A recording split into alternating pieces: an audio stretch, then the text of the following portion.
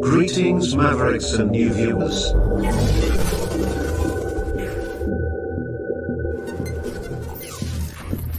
Tonight, direct and live from the Maverick News Network World Studios. This is Maverick News with Rick Walker.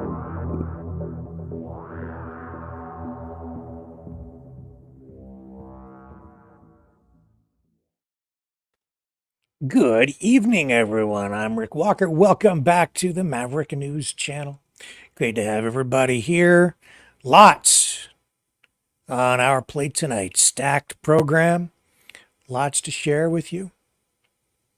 Donald Trump at an anti-Semitism event, speaking to a group there, Jewish Voices for Trump, the organization, in Bedminster, New Jersey. We'll take you to that.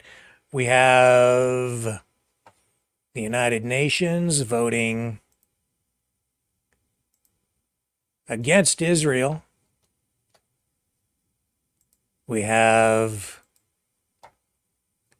chaos, an eruption of emotion in Parliament, the House of Commons, today, with Pierre Poilievre calling Jagmeet Singh of the NDP a phony, a fake, a liar. All that because Jagmeet Singh says his party will not support Poilievre's motion next week on a confidence vote that could trigger an election. Jagmeet Singh continuing to prop up Justin Trudeau. At least that's what it looks like is going to happen next week. And absolute chaos in the House today. So we'll bring you all of that action. And we'll also bring comments as well from Pierre Poilievre directly. So we have all that and more coming up right here on the Maverick News channel. Stay with me. We will dig into all of it right after this. He's a fighter. He's a survivor. President Trump, defiant, strong. He is determined to make America great again. Pay tribute to the 45th President of the United States with this collectible t-shirt from the Maverick News Memorable Moments collection. Even a would-be assassin's bullet could not stop him. Instead, he emerged with his fist in the air ready to fight for freedom. Get your Trump Fighting for Freedom t-shirt with any donation of $30 or more to Maverick News. There are two iconic artistic designs to choose from, but there is only one way to get these. Donate at freedomreporters.com. Support free speech, free media. Support Maverick News.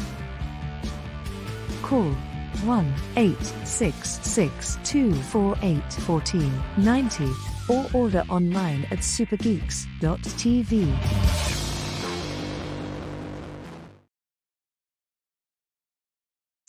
Okay, so let's dig into this story. First of all, with Pierre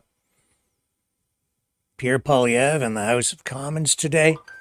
Some people pretty upset, not just about what happened, but the way it happened. Now, Poilievre, of course, hammering away again at Justin Trudeau today. But Trudeau wasn't in the House. So it wasn't so much Trudeau, it was Jagmeet Singh of the NDP that Pierre Poilievre took aim at with his rhetoric.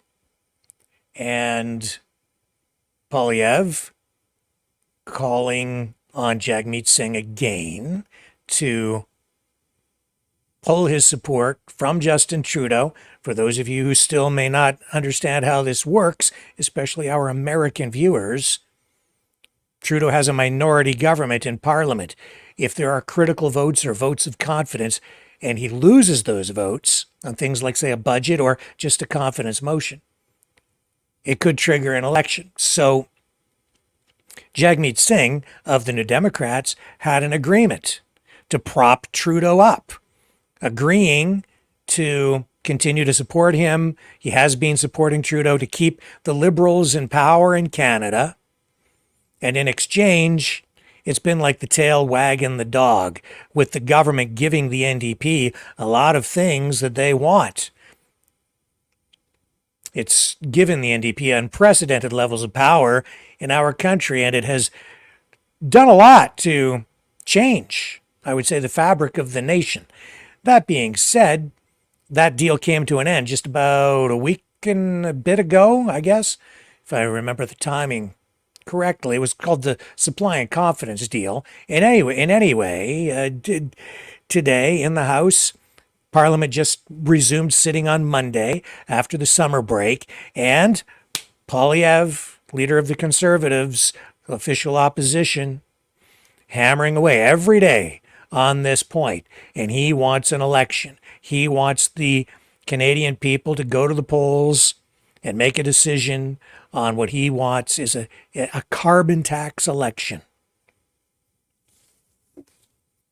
And he's calling Jagmeet Singh sellout Singh because Jagmeet Singh continues to refuse to really truly pull his support from Trudeau, announcing that the deal to support him ended about a week and a half or 2 weeks ago. Now, we're coming down to brass tacks, and the first opportunity will arise next week. And Jagmeet Singh says, nope, not going to do it. Still going to support him. Same thing from the Bloc Québécois. So today in the House, well, let's just take a look, and I'll show you what happened. Things erupted into almost chaos. Pierre Poilievre basically ejected from Parliament because of what he said, how he said it. And here's another thing to take note of. Pierre Poilievre basically slandered Jagmeet Singh. But in Parliament, you can do that if you're an MP, because of something called parliamentary privilege. It ensures that members of Parliament can say things and speak truthfully without fear of prosecution legally. So in the House, you can pretty much call any other MP anything you want and not be prosecuted for it. You can accuse another member of Parliament of a crime. And even if it isn't true, you won't end up in court.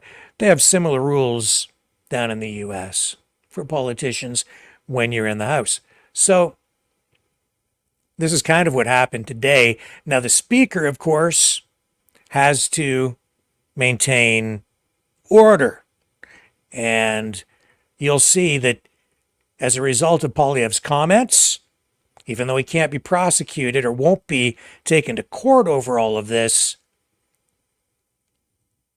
the Speaker muted the microphone during today's session, and the microphone that goes into the national broadcast pool feed of the activities in the House of Commons. Here's how it went down. Here's I have to find the right tab. Here we go. Chaotic, and Poilievre ejected. Here, the Honourable Leader of the Opposition. The NDP leader was terrified he was going to lose a by-election in Winnipeg, a NDP stronghold. So he put out a Hollywood production where he claimed he had torn up the carbon tax coalition onto which he had signed up, that he was going to stop fighting for his pension and start fighting for the people. But once the votes were counted, betrayed them again.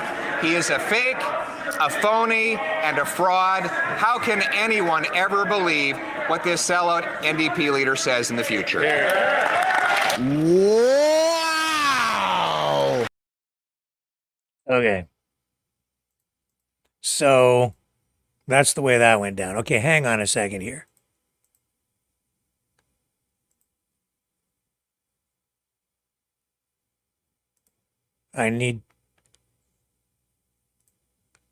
Okay, here we go. I'm going to rerun this again because I had the wrong version of the clip up. You heard commentary from another streamer. I was just analyzing that earlier, but here we go again. Come on, man! Come on! Not that one. hang on.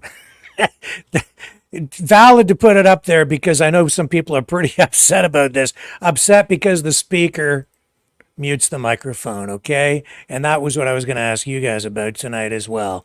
Do you think it was right for the Speaker of the House to mute the microphone?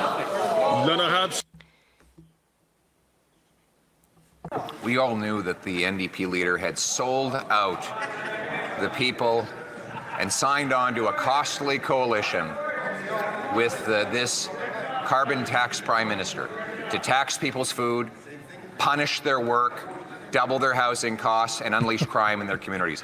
But he claimed that he had torn up the carbon tax coalition so that Winnipeggers would not fire him in a by-election. But as soon as the votes were counted, he betrayed them too and taped back together this carbon tax coalition. How can anyone ever believe what he says again?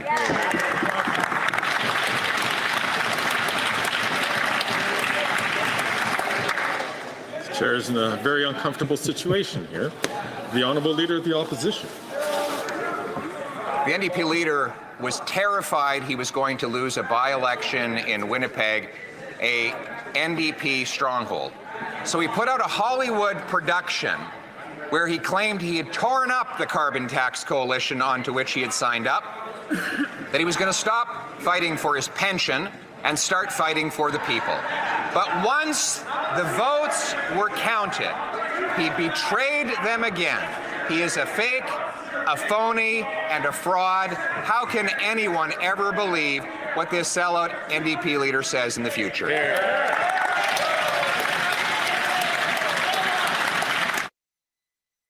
So there goes the microphone muted again.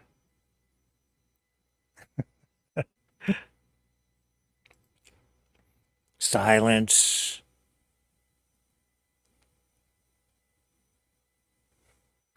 And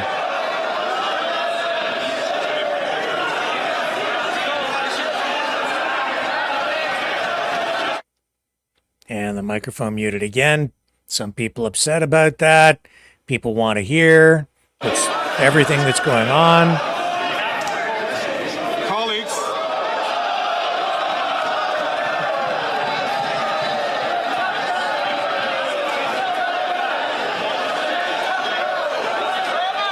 And again.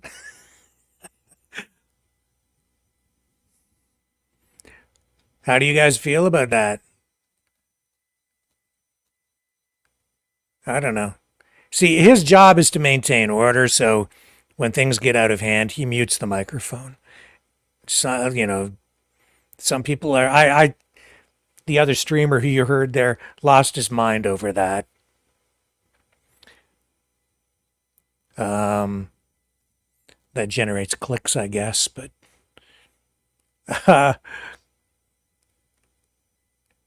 this isn't the first time that Polyev has... found himself in this kind of position. And of course, he'll capitalize on it because it does raise the temperature, gets blood boiling, his comments and the reaction from the speaker, and then he gets kicked out, basically, from the House, and then we're going to go to comments after. Silence is still silent, and you can't hear anything that the speaker is saying. Colleagues. Order. Colleagues, there are some long-standing traditions of this House which we should endeavor to respect. It is important that we ask questions in question period to make government accountable to the people of Canada.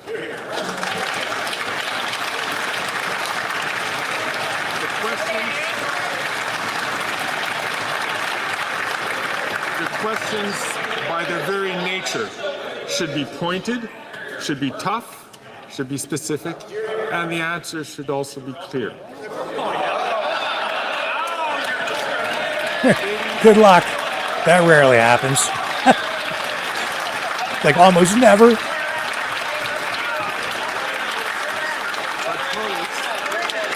But colleagues, for this to work, we also have to make sure that we work within the rules that we have. There were some important questions which were asked, but were not related to the administration of the government. And therefore, there weren't responses to that. And it is important to make sure that we do that. About that. We have so many other tools available to us as members to make the comments that we need to make outside of question period, to comment about how we want to do. Now, while the microphone was off, there were, I would suspect, although the chair didn't hear that, there might have been some strong words which were exchanged between members. I ask members to please remember that Canadians are looking at us. And let us conduct ourselves in a way really befitting of each of our constituencies and the country as a whole. So, avec cela, on va... So with that in mind, let's move on to the next question. The honourable member for La Prairie. Merci. So that's the way it went down. Now, that wasn't the end of it, though. Because then, Polyev heads outside the house, where he meets with reporters for a scrum. And this is the way that went down. Here we go. Le Premier ministre de la Nation québécoise, M. Legault, a demandé au Bloc de voter pour mettre fin à ce He'll go to English in a gouvernement moment. libéral, centralisateur, My apologies et to all of our English viewers. qui a brisé le système de l'immigration, poussé le Québec au point de rupture et qui ne respecte pas les compétences du Québec. Le Bloc, c'est clair. Here, let me get you into the...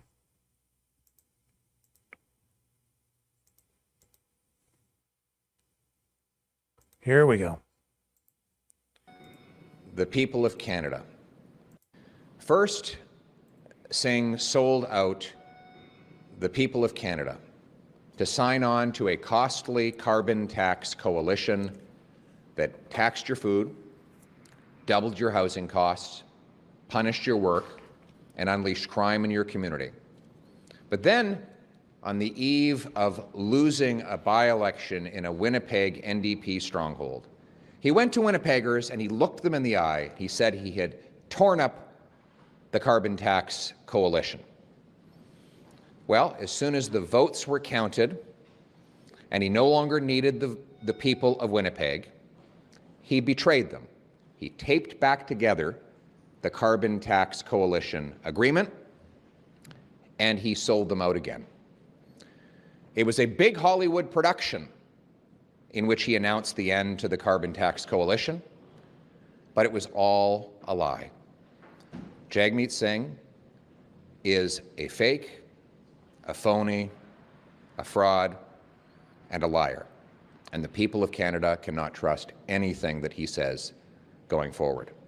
There will be a carbon tax election where common sense Conservatives will propose to axe the tax, build the homes, fix the budget, and stop the crime. It's time for the Bloc and the NDP to stop boosting carbon taxes and protecting this costly Prime Minister and allow Canadians to vote in a carbon tax election so Canadians can choose to axe the tax and bring home a common sense government. Thank you. Is there anything stopping the Conservatives from bringing forward more non-confidence motions on your future Oppo days? Just the Liberals giving us one. Don't you guys get them pretty frequently?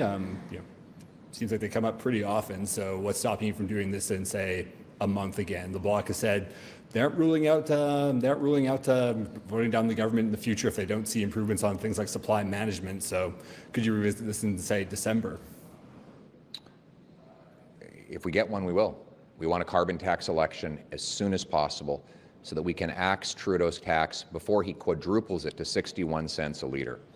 Et vous avez parlé du Bloc. Le Bloc n'a rien obtenu. Zéro. On entend aujourd'hui qu'il a donné son appui au gouvernement sans aucun engagement. Sauf que les rumeurs, repeating rien the pour régler insults outside, le système de I wouldn't say l'immigration those comments rise pour to the protéger level les of compétences du Québec, rien pour rendre la vie something that plus would abordable pour les Québécois. C'est pas parce generate que a le Bloc legal travaille response pour anyway, Justin Trudeau, but le premier ministre le plus they are coûteux et kind of centralisateur slanderous. de l'histoire du Canada. The Oria quick fall election would tap resources from, or zap resources from the BC, your counterparts in BC, Saskatchewan, New Brunswick? No. Thank you so much. So one more question, sir. Wow. Just regarding the video and the protesters earlier this week, I'm just curious how you feel Mr. Singh handled the whole situation that we saw in video. I'll leave it to others to judge. Thank you. There you go. You have real political theater right there. I know that a lot of people want an election. Polyev making the most of it, and you can see that. Well, what are the motivations behind this? Strategy. What can these guys get? Singh still probably trying to milk the government for whatever he can get out of Trudeau by continuing to prop him up. And I think that Polyev is largely right there. He kind of put that agreement back together. Out in Winnipeg, Western Canada, people not happy with Trudeau at all. And so if you want to get power out there, I think he's quite right. In order to win that by-election, it was like an anchor around Singh's neck, that supply and confidence agreement with Justin Trudeau. Now, he says, no, it's over with, it's done. Now he frees himself of that. He's quite right. There was real grandstanding that took place during that by-election, which the NDP did win in Winnipeg. In Montreal, the Bloc secured the seat. The Liberals lost both of those ridings.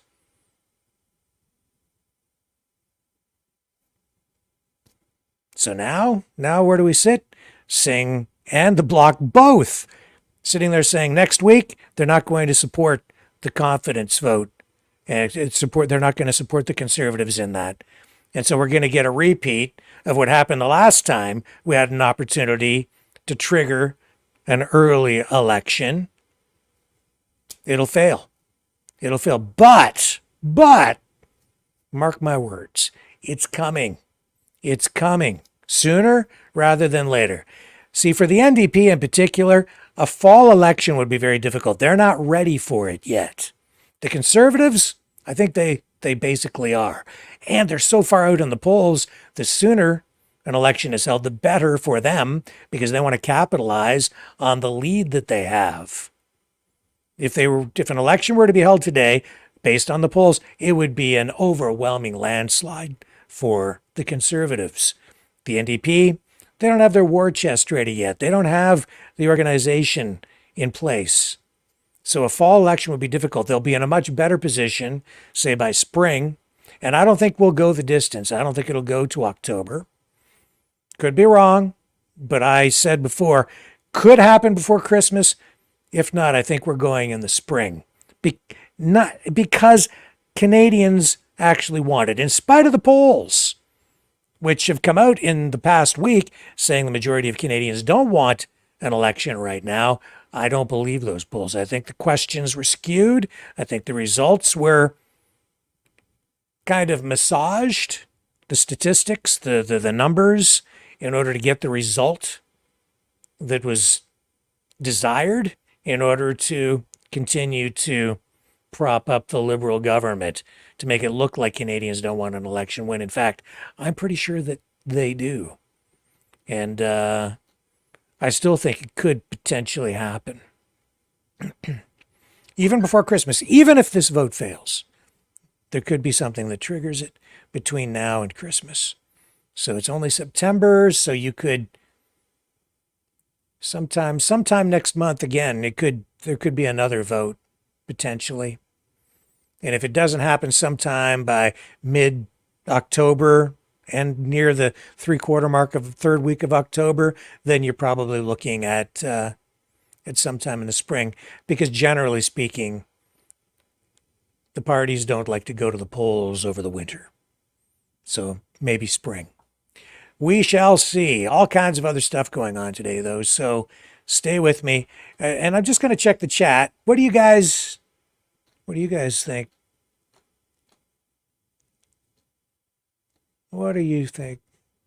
Here's Alicia. She says, so people prove again how stupid they are. I don't know what that means. Antonio. Hello. Antonio says, sin represents what God hates. Proverbs 6:16. These 6 things doth the Lord hate. Yea, 7 are an abomination unto him. Christina. I don't know. Again, that's related to previous comments, so I don't know what the context is. And Seize the Day says, how can one get into trouble for saying truthful things? Yeah, well, it's about slander. So in this case, there won't be any consequence. It didn't rise to that level. But in the House, you can say pretty much anything you want and get away with it. It's parliamentary privilege. And Christina says, Rick, the whole country wants an election. JT has to go. Yeah, not the whole country, but the majority of people for sure. There are still some people out there who do support the Liberals, becoming fewer and fewer. His support thinning out, that's for sure. Yeah, the Liberals would be decimated if there were an election today. The longer it drags on, the further ahead Trudeau will be, in theory anyway. He can't go right now. If he can avoid it, he will. Christina says, Conservatives are up 47%, Liberals dropped to 21, NDP 18. Yeah. Massive majority government for the Conservatives. As a result, they would capture the vast majority of seats in the House. And Antonio says, read the next post, Rick.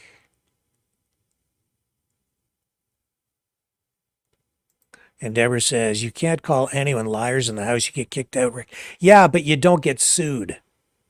You don't get sued. That's my point. Because you have parliamentary privilege.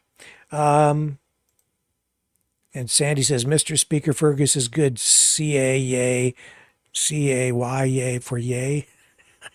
And Antonio says, seize the day God will repay. What's going on over in Rumble? Let me see what the chat says over there.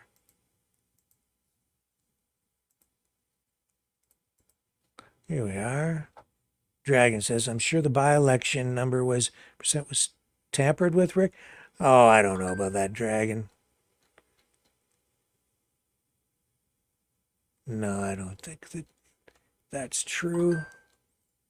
No, I don't think that's true at all. How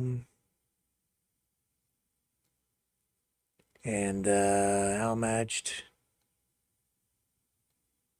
Be lovely. Do many Canadians that outside of Quebec speak French? Quite a few in Northern Ontario. A lot of French-speaking people up in Northern Ontario. Yes. And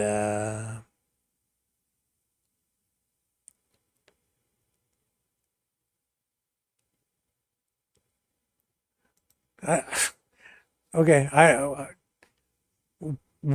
do you the by-election, you think the by-election was rigged, Dragon? Why do you think the by-election was rigged?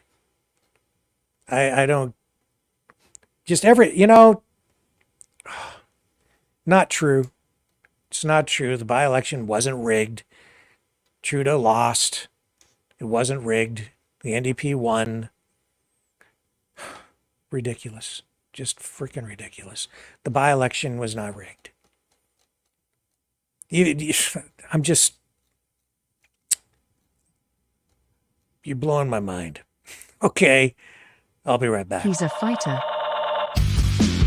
He He's a survivor. President Trump, defiant, strong. He is determined to make America great again. Pay tribute to the 45th President of the United States with this collectible t-shirt from the Maverick News Memorable Moments collection. Even a would-be assassin's bullet could not stop him. Instead, he emerged with his fist in the air ready to fight for freedom. Get your Trump Fighting for Freedom t-shirt with any donation of $30 or more to Maverick News. There are 2 iconic artistic designs to choose from, but there is only one way to get these. Donate at freedomreporters.com.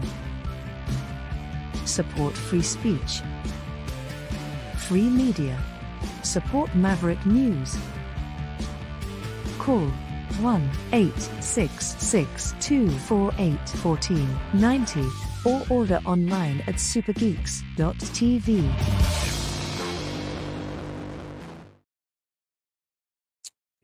And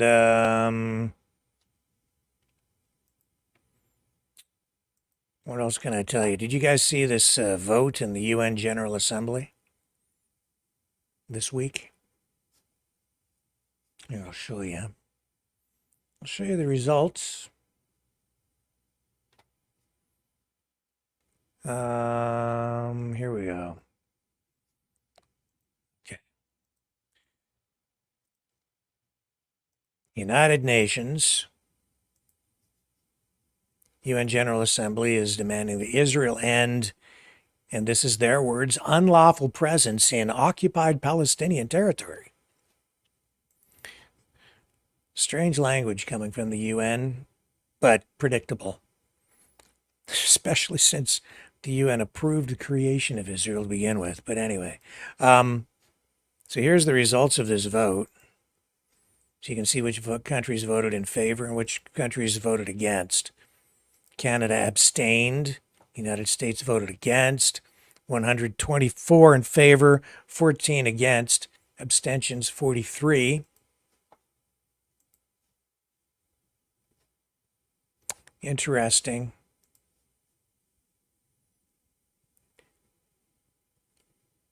The resolution calls for Israel to comply with international law, as they put it, and withdraw its military forces, immediately cease all new settlement activity, evacuate all settlers from occupied land, and dismantle parts of the separation wall it constructed inside the occupied West Bank, as they put it.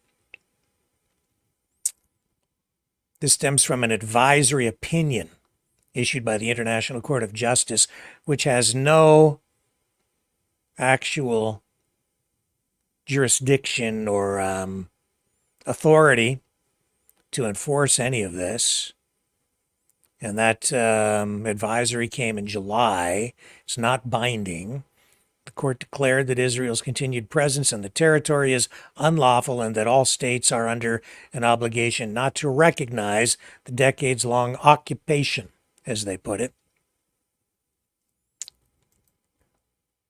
What's coming into play here, truthfully, is politics, geopolitics, international politics, and some would say a rise in anti-Semitism, the likes of which we haven't seen since World War II.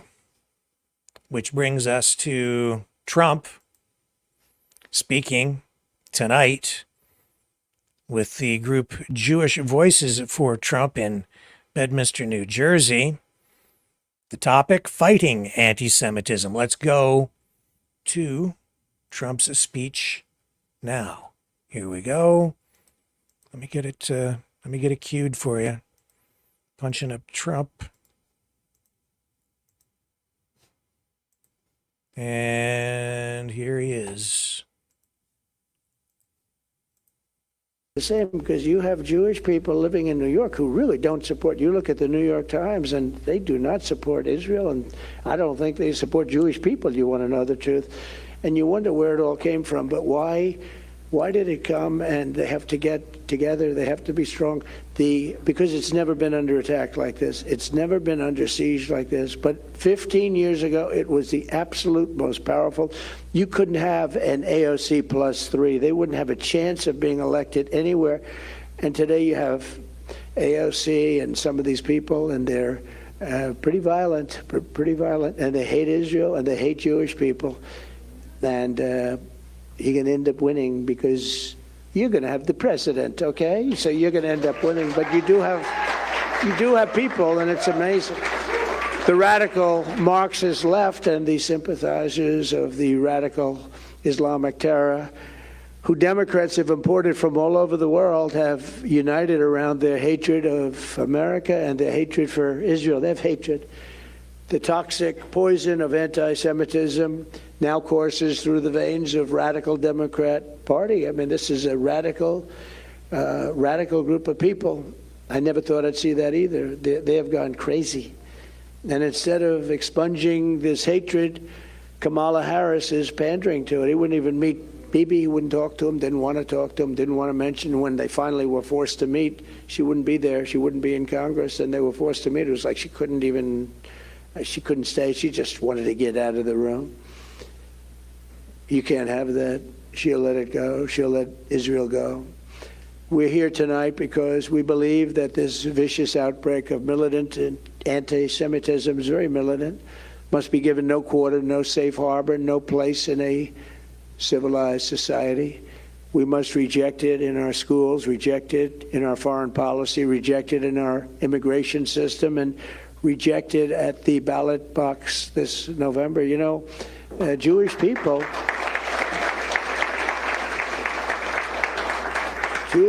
have to not vote by habit. You vote by habit for Democrats, and the Democrats are really against you now. If you look at what they're doing, they're absolutely against you. You have to stop. You have to be smart. People can't believe that. I mean, with all of the things, it was so nice that you read them off, but Golan Heights, the Abraham Accords, the biggest thing, I was talking to Sheldon, before he passed away, he said the biggest thing you did was terminating the Iran nuclear deal. The problem is,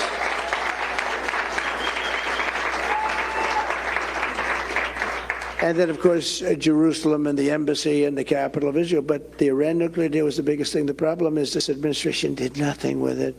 Iran was broke. They were broke. Nobody could do business with them. I said, anybody that does business with them, meaning oil, it's all about oil. Oil is the big money. You know, people make donuts and they make lots of things. It's all about the oil. Oil is the big money. They were broke. And I said to China, I said to every country, I said, any business with Iran, you can't do business with the United States. And I'm going to tariff the hell out of you if you do. And nobody did business. They all believed me 100%. President Xi, all of them. And, you know, they had no money. And they had no money for Hamas. They had no money for Hezbollah. They had no money for anyone. You read this toward the end of my term, and nobody had money to do anything. October 7th never would have happened. And then you see in the last 3.5 years, they have $300 billion right now. $300 billion. They're a really rich nation. And because we made the mistake, that was Bush, of attacking Iraq and blowing it out. You know, for thousands of years, they were enemies. They were natural enemies under different names, but they were the same size. They were the same power, thousands of years. And we wiped out one of them in about 2 weeks. And the other one, well, we wiped out Iraq. The other one took over Iraq because basically it's a subsidiary of Iran. It's also got tremendous wealth. It's got 250 billion. So Iran has 550, 600 billion dollars that they made all during the 3.5 years of these two people. And it's hard to believe, but they're a very rich country now, and they're trying to develop nuclear weapons, and not trying. They're very close to getting it. And once they have it, it's you better have the right president. Once they have it, it's going to be very tough negotiating.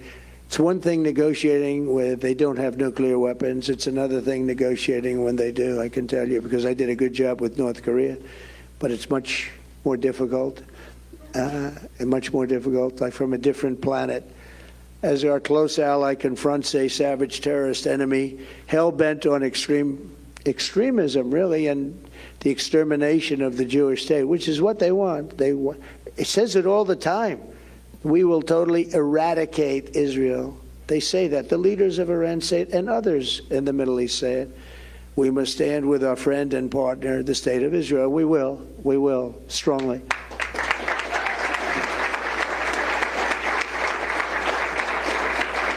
And you'll be okay if you have the right president. You have the wrong president, like her, honestly, you don't have a chance.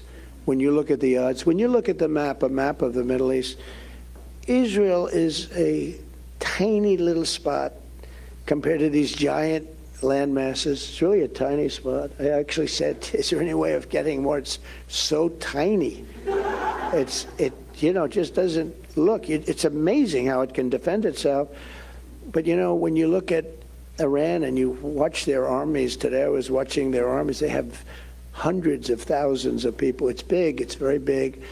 And we gave it much more power I told them on Iraq, I said, don't go into Iraq and don't bomb it, but if you're going to do it, keep the oil. Well, we did it, and we didn't keep the oil. It used to be in the old days, to the victor belong the spoils. We don't do that. We go and bomb people and leave, and nobody knows what happened. What did we do? Like Afghanistan, the most embarrassing day in the history of our country was Afghanistan. We gave them $85 billion worth of equipment, lost 13 soldiers, but also 47 soldiers were obliterated. No legs, no arms, the face. And such stupid people, that would have never happened. None of that would have ever happened. We wouldn't have inflation. We wouldn't have had the Israeli attack. We wouldn't have the Russian attack on Ukraine. None of it would have happened if we didn't have a bad election, even though we got 12 million more votes than we did before. We got many more votes than we did. We did much better in 2020 than we did in 2016. But all of that took place in a short period of time. But we must declare that without hesitation that what happened to Paris and happened to London, have you seen what's going on? And what happened to Europe will never happen here. But it is happening. It is happening. They say that going to the Democrat convention next week are going to be hundreds of thousands of people that are opposed to Israel. It's their big problem. That's their thing. And not even believable, but hundreds of thousands they're projecting right now. Hundreds of thousands. That's a lot. We will not let a jihad. There will be no jihad coming to America under Trump.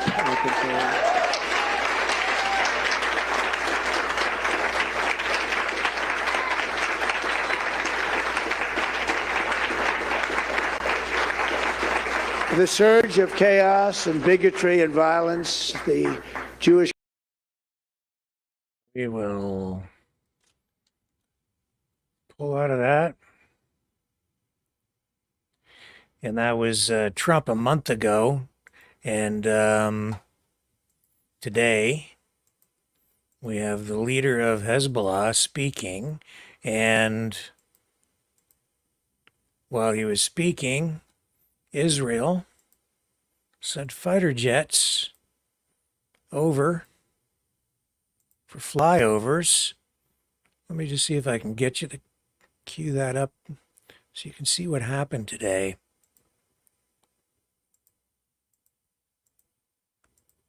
Here, let me just take a quick break, and I'm going to get this cued. Be right back. He's a fighter. He's a survivor. President Trump, defiant, strong. He is determined to make America great again. Pay tribute to the 45th President of the United States with this collectible t-shirt from the Maverick News Memorable Moments collection. Even a would-be assassin's bullet could not stop him. Instead, he emerged with his fist in the air ready to fight. For freedom. Get your Trump Fighting for Freedom t-shirt with any donation of $30 or more to Maverick News. There are 2 iconic artistic designs to choose from. But there is only one way to get these. Donate at freedomreporters.com. Support free speech. Free media. Support Maverick News. Call 1-866-248-1490 or order online at supergeeks.tv.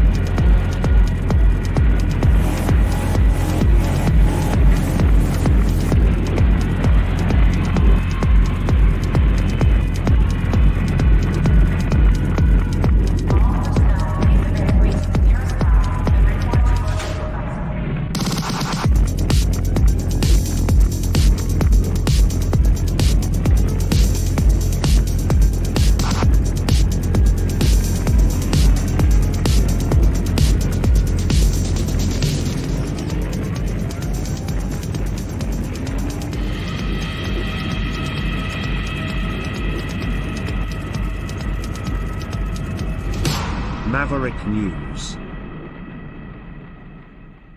The world is watching.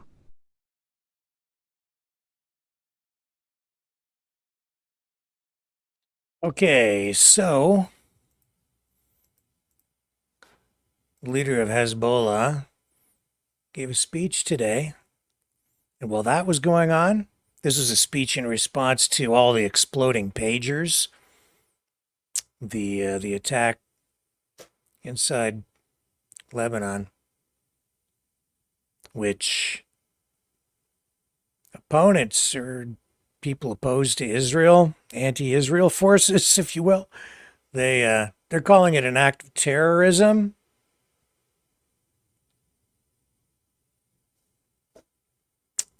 Because some of the pagers exploded inside civilian areas. Anyway, others view this as, and I have to say, from the standpoint of actual international law and the laws of war, this was absolutely the opposite of terrorism, because it was precisely targeted. It was very precisely targeted. A terrorist attack is, by definition, designed to spread terror and to kill innocent people. So by so doing, you're spreading terror. But this attack, which, if perpetrated by Israel, and they haven't exactly claimed direct responsibility for this, but it's pretty clear what happened, very sophisticated attack. Thousands of Hezbollah operatives who were carrying these pagers that Hezbollah had distributed to its operatives exploded. Very specific, directed attacks. And even though they exploded in areas where innocent civilians were nearby, it was the Hezbollah operatives who almost exclusively were injured or killed. And a handful, I think we're up to 11 deaths, thousands of Hezbollah operatives seriously injured, casualties, if you will. And because a lot of them were carrying these pagers in their pockets, their genitals were blown off, where they had serious stomach injuries. There was an Iranian leader who lost one eye and had another eye damaged because he was looking at the pager. Others had their hands blown off or their fingers because they were holding the pagers. And so a very, very targeted attack. And then, yes, that was 2 days ago. Yesterday, more electronic devices exploded, not just pagers, but walkie-talkies, other electronics. Very, very targeted attack again. In reality, that's the opposite of terrorism because it's targeting combatants, and that is warfare. Now, unprecedented in nature, yes. Using technology in an unprecedented way, yes. But collateral damage among civilians, in terms of measuring it by other forms of attacks used in warfare, extremely low collateral damage. I'm not celebrating any of it. Don't get me wrong. I've seen people laughing about it, making jokes about it, mocking those who were targeted, the Hezbollah operatives. I'm not doing that. I'm just saying that based on the actual rules of warfare, there are rules even in war, this was not an act of terrorism. And despite claims to the contrary. The claims of terrorism, that's political rhetoric. That is propaganda. That's what it is. But what was it really? It was a very precise, targeted attack done in a way that made incredible use of technology, and it was an extremely successful attack. We're told that it happened when it happened because some of the information the Israelis, if it was them, and I believe it was, may have been leaked out, and they were concerned that Hezbollah officials might become aware, and then the plan would be foiled. So they launched it when they did, and apparently launched it earlier than they wanted to, because it was supposed to be the first part of a broader attack. Well, today, the leader of Hezbollah reacted, spoke, initiated a broadcast, and while that was going on, Israel did this. They had a flyover, supersonic speeds, creating supersonic booms, just to send a message. That's what was going on. And then we had this from mainstream media. I'll show you how they responded with their coverage of what I just showed you. Here it is. This is CNN. Ben Wiedemann, who's in Beirut for us. Ben, and Jeremy Diamond as well. We also have Jeremy standing by. Ben, you're listening into some of this. What do you make of his messaging? Okay, Eleni, there's an Israeli fighter jet flying through, dropping flares. Just now, as Hassan Nasrallah is speaking, didn't break the sound barrier, dropping more flares again, flying right north of Beirut, flew right over I the heard city. that they did break the sound barrier at times. So obviously, the timing of that perhaps not accurate. overflight was no mistake or coincidence.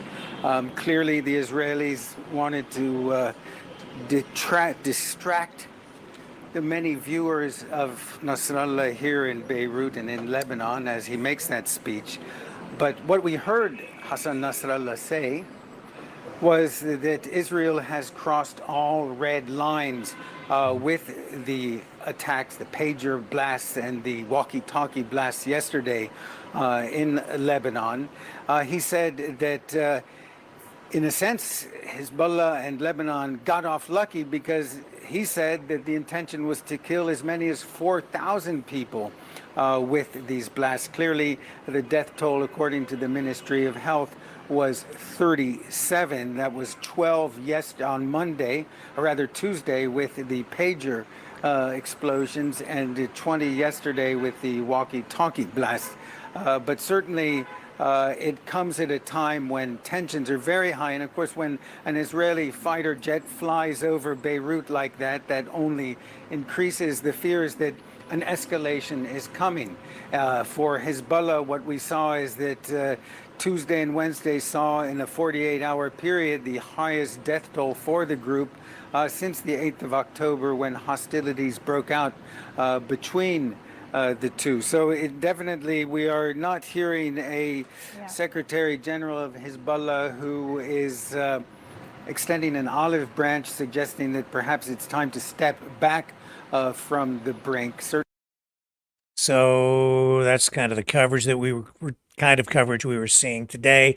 And just to keep in mind that the pager attack, the walkie-talkies, exploding walkie-talkies, all of that, it was a response to Hezbollah launching hundreds, if not thousands. I've heard different reports and different numbers, but certainly hundreds and hundreds, sometimes hundreds at a time, rockets at Israel since October 7th. And that is happening, of course, after the October 7th attack, which came from Hamas. Hezbollah, a proxy army, terrorist group described by many, for Iran, funded, supported, directed by Iran, and then Hezbollah largely exerting control and heavy influence over the government in Lebanon. So very much an extension of Iran in that context.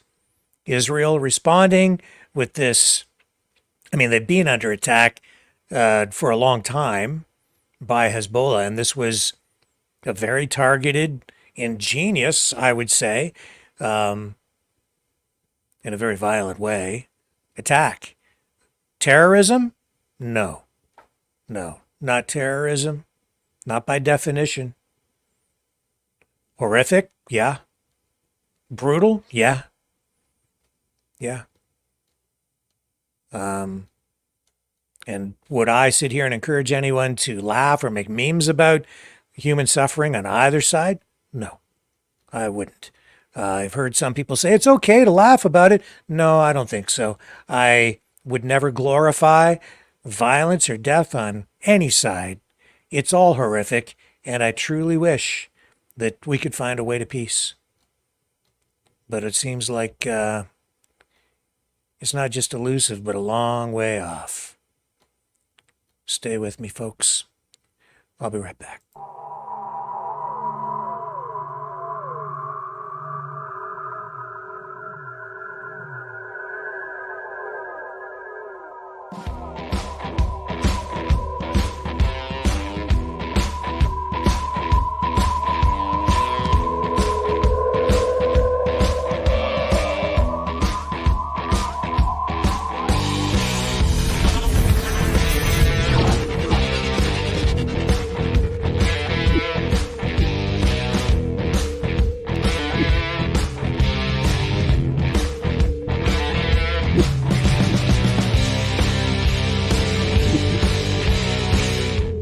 Maverick News. The world is watching.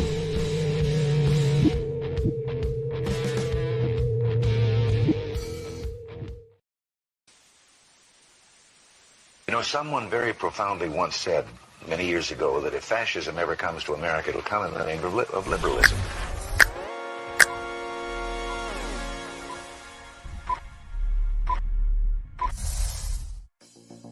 Well, I think it's time we ask ourselves if we still know the freedoms that were intended for us by the Founding Fathers.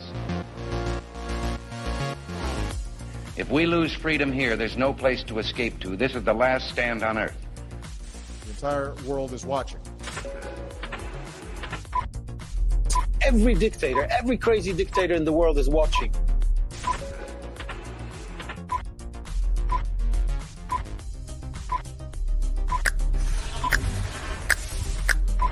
The world is watching. On TV, the entire world is watching. On social media. But the entire world is watching, and yes, they are seeing what we have apparently bravely been willing to say that others are thinking. Stand for freedom. Literally stand for freedom. Let's get this done. The entire world is watching. We're at war with the most dangerous enemy that has ever faced mankind in his long climb from the swamp to the stars. Maverick News. Maverick News. Maverick News. Let me have more control of my own destiny.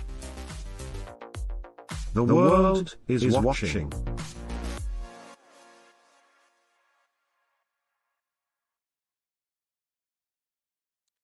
Everybody is focused on these celebrities, you know, especially recently. Taylor Swift, she came out with that post supporting Kamala Harris, saying she was a single unmarried cat lady in response to the J.D. Vance criticism of unmarried cat ladies. And making headlines again today, Taylor Swift is being referred to because of a new audio clip, new released audio from a 2011 interview on 60 Minutes. She was just 21 years old then. And at the time, she said she was not inspired to sing about topics related to politics. So I've taken note of this, I guess, headline-making story in the news cycle today, because I recall kind of how Taylor Swift's entry into the political world really happened until there was a certain point where she was always outside politics. She didn't really talk about politics. I think for the most part, it was kind of wise for her to not get into politics because it just kept her fan base solid. She didn't alienate half of the people. Things changed, though. You know, people are like, but I don't think people are quite clued in a way that explains why she is where she's at today. She has come out to support Kamala Harris and Walz, and she has clearly taken a left turn, a progressive turn in her career and in her politics. She now has made references to politics in a number of her songs that she says reflect her feelings on politics and societal causes that she says are important to her. And it's a real contrast to where she was when she was in her 20s, 34 years old now. And while the media is saying that she started to take political positions in 2018, when she first endorsed 2 Tennessee Democratic candidates in midterm elections, and they both lost, by the way. At the time, she wrote a song titled Only the Young, which was released in 2020. And that came out around the same time as a documentary called Miss Americana. But it started before that. And I remember distinctly when it started. And it was at a time, it was just prior to the 2016 election, if I remember correctly. And it was because she came out with this video. There was a lot of pressure on Taylor Swift. And this is how the progressive left works. Maybe even the more extreme elements on the right side of the spectrum too. But back in 2015, I'm pretty sure it was 2015, she came out with this video called Wildest Dreams, song and a video to accompany it. She had been under a lot of pressure to come out against Donald Trump at the time. And she was resisting that. She didn't seem ready or she didn't seem willing. She didn't want to get into politics at all. But what happened was she released this video, Wildest Dreams. I'm going to bring up the video. I'm not going to run the video because I don't want a copyright strike, but I'm going to show you some of the images from it. Here it is here. Okay. And she was accused of creating something that was colonialist, racist. The rhetoric ramped up. So there's this young superstar now under this incredible pressure, being subjected to essentially what was the beginnings of a cancel culture campaign. I remember it distinctly. And those who criticized her said that this video used racist, colonialist imagery. And indeed, you know, she is on safari, and there are all of these cliched images, retro images of what appears to be like the 1920s style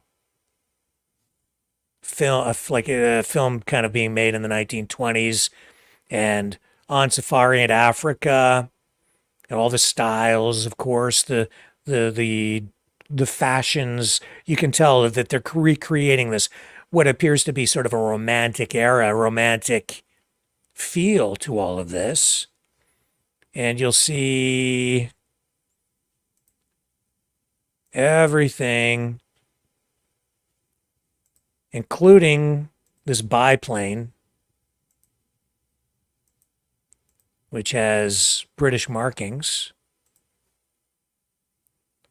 colonialist images.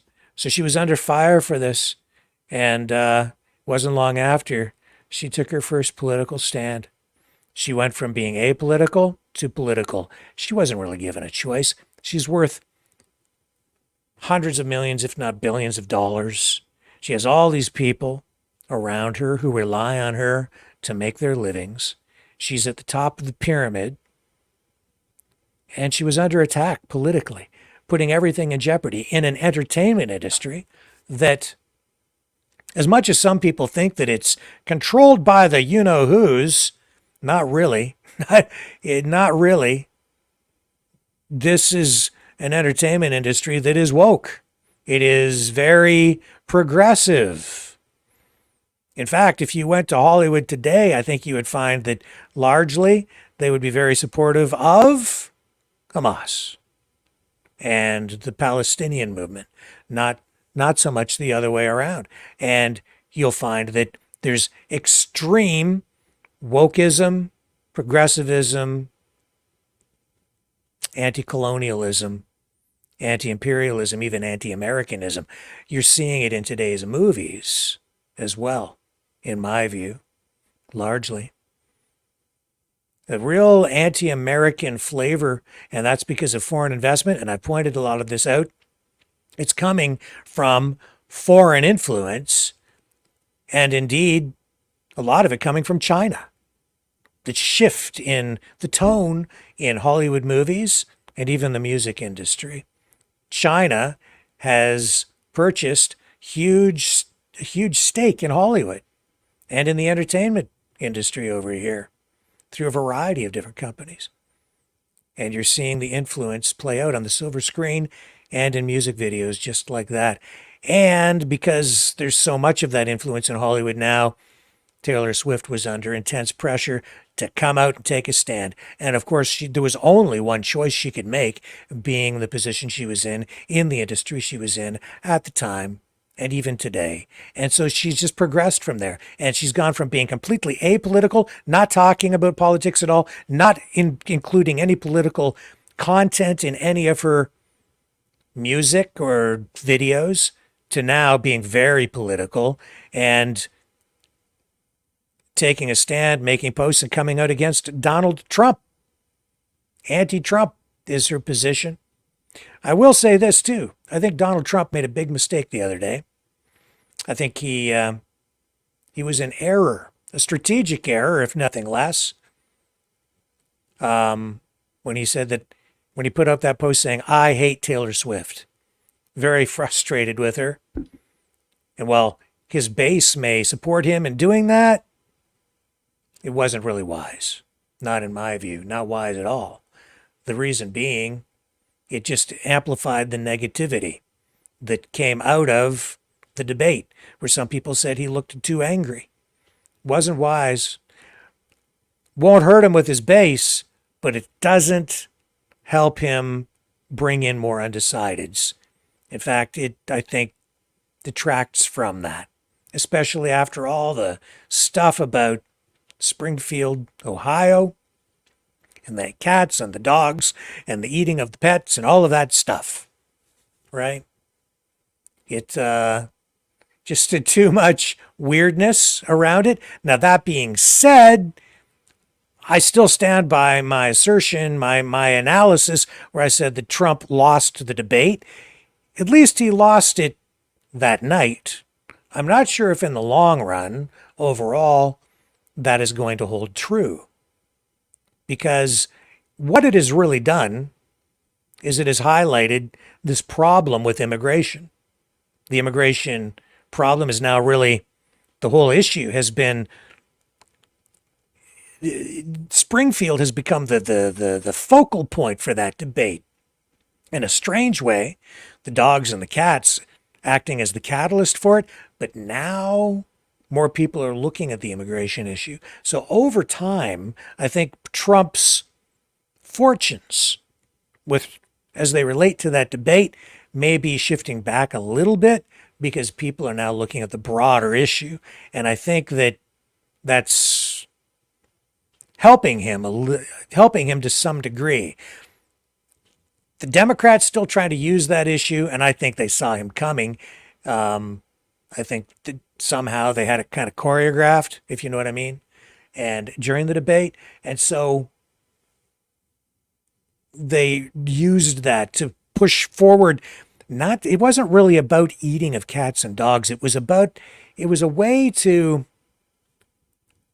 for them to use the issue of racism, to paint him as a racist, while he's using it to highlight the immigration issue. Springfield, town of about, 60,000 people, I think, is what the population is there. And they've had 20,000 to 30,000 Haitian immigrants basically deposited into their community. That constitutes nearly 30 to 40, maybe even 50% of the population. I think probably closer to about 30%.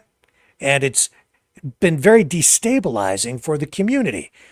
Not about, I'm not sitting here saying it's because they're Haitians, or it's not about their skin color, where they came from, or anything like that. But you take any community and you suddenly just overnight practically insert a 30% increase in your population, or you go from you take a town of 60,000, then you just suddenly increase the population really suddenly by 20 to 30,000 more people.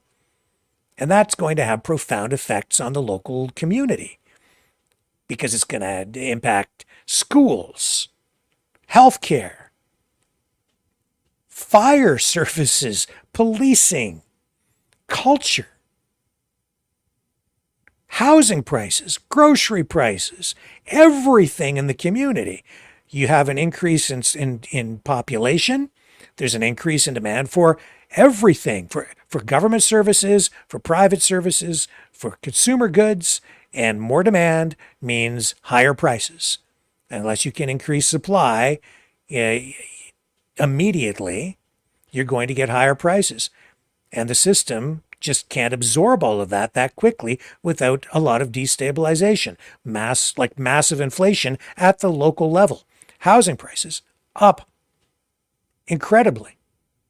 So I understand why people would be very upset in the community, as we're seeing across the United States and Canada, and especially in Canada, where we've seen immigration over the last few years at record levels. In some years, hitting 1 million new immigrants in a country of just a few years ago, it was only 30 million. Now we're up to 40 million. And we're adding anywhere from, the government goal here in Canada is to add about 500 to 550,000 a year. And yet we've been surging well past that number, bringing in some cases, close to double that. I think, last year or the year before, we were up around 1 million new people coming into the country. That's putting extreme pressure on housing, all of the same things that you're seeing in a micro way in Springfield, Ohio. It's happening on a national scale in Canada. The result? Displaced people, disruptions in all kinds of different industries, job markets, inflation, rising housing costs, tent cities, increase in drug use because people are being displaced, all kinds of different social issues, and massive pressure on our social services and our social welfare system. I totally get it. And it isn't even about, for me anyway, it's not about the color of skin, the where people are coming from. It's just the numbers alone. I understand the culture shock as well. It's changing the fabric of the nation. And that is of absolute concern for a lot of people. You're seeing in Quebec, the Quebec provincial government, very protective of French culture. They always have been. Canada always accommodating Quebec, even constitutionally. when the Constitution was brought to Canada, accommodating Quebec in order to preserve the French culture. And they're getting that again now. Special provisions made for Quebec where they won't have to take as many new Canadians, as many immigrants as other parts of Canada. Trudeau caving in order to preserve. That's all about preserving French culture and French language.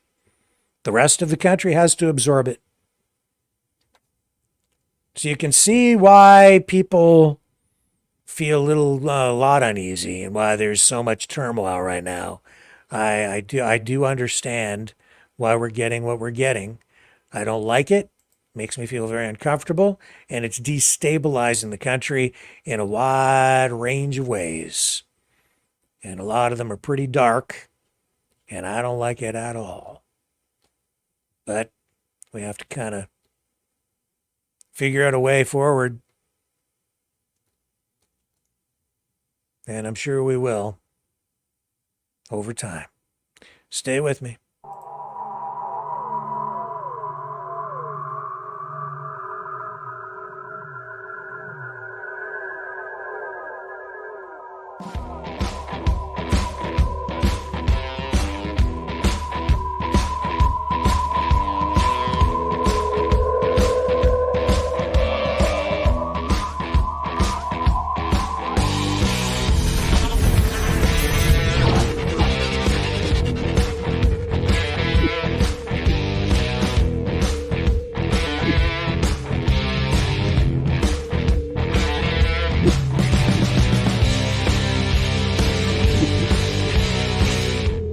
Maverick News.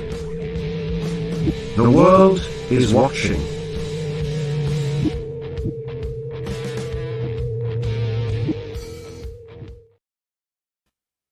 Something really weird just happened there. We lost the video. Bizarre. Don't know what happened. Let me just check a couple of things, and I'll be right back on the other side.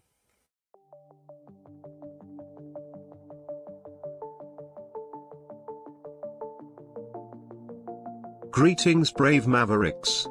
Our quest for truth continues. We go beyond fake news. Together we expose propaganda.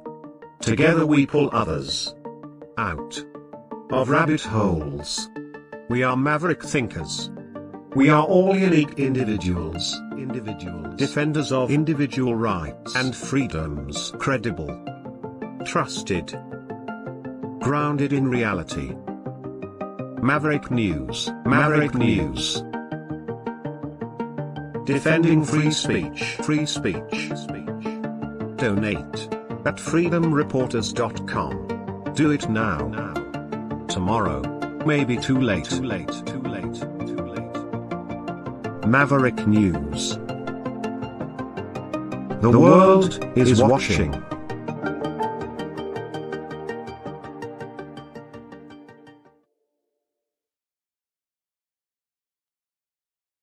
Okay, so brought you some of those highlights from, or that highlight from the Trump speech from a month ago, and we're going to go now to a speech from today.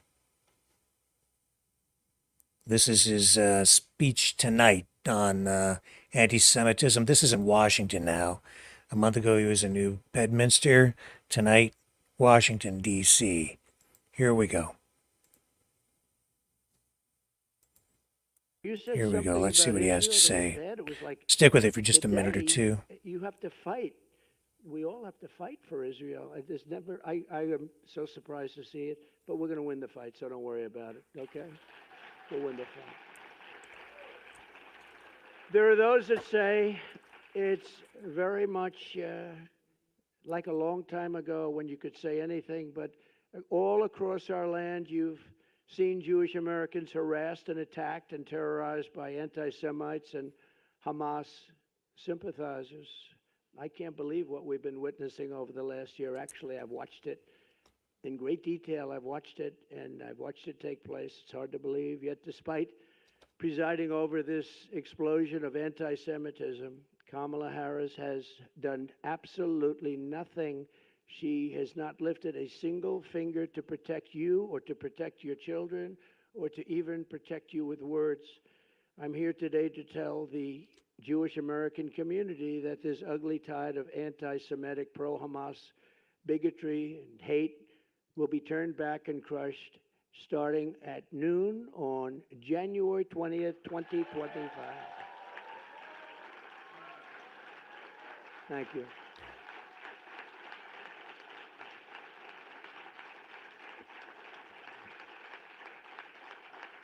Thank you. It will be a bright new day for the Jewish community in America. No longer will you have to walk the streets in fear. You're walking the streets in fear. Can you believe it? Young college students are afraid to go to college. It's not something that anybody thought they would ever hear or see. No longer will you be threatened on your college campuses. No longer will you be discriminated against in college admissions. And no longer will your own government import jihadists from places that we don't even want to talk about. And they want Jew haters from overseas, and they let them come in and resettle in your communities right here at home, and nobody's ever seen anything like it. My promise to Jewish Americans is this: with your vote, I will be your defender, your protector, and I will be the best friend Jewish Americans have ever had in the White House.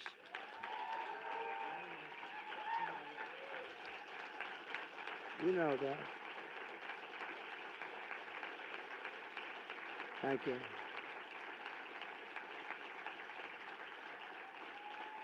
But in all fairness, I already am. I think I already am. I don't have to think. In fact, I already am. I am the best defender you've had as president by far. I think there'd be no question. Miriam mentioned 4 or 5 of the things. Those each individual thing. Oh, her husband would drive me crazy. You have to do this. You have to do that. You don't know what I had to put up with. She was like the calming influence. I said, Sheldon, I can't do that. It's too much. He said, no, no. And every time I got something, he'd immediately start with something. Okay, so that's Trump tonight in Washington. Just looking in the comments. Sandy says, I'm sorry I can't watch Trump. He's such a goof, very rude dude. Us, who lets these presidents in? Oh, my. And what other comments do we have over here?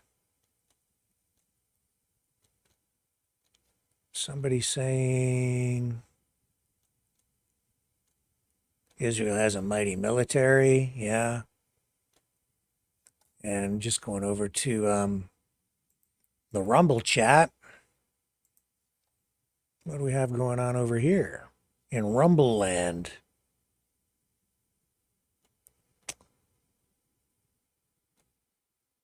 Johnny says Trump is dating Laura Loomer. Not. That's ridiculous. That's freaking ridiculous. That's ridiculous. That's the most ridiculous thing I've heard. And it's just, no. Just, oh my God, Johnny. Oh my. Oh man. Oh, that's just ridiculous. Okay. Let's move over to the Russia-Ukraine file, shall we? I'm sure you'll have something to say about that too. So in a significant development overnight, which we mentioned yesterday in passing, Ukraine launched a massive drone attack targeting military installations deep within Russian territory.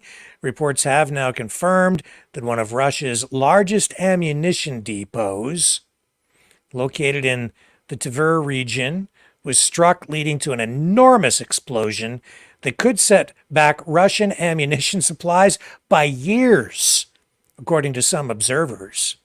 So this facility, housing around 30,000 tons of ammunition, was described as one of Russia's newest and most crucial storage sites.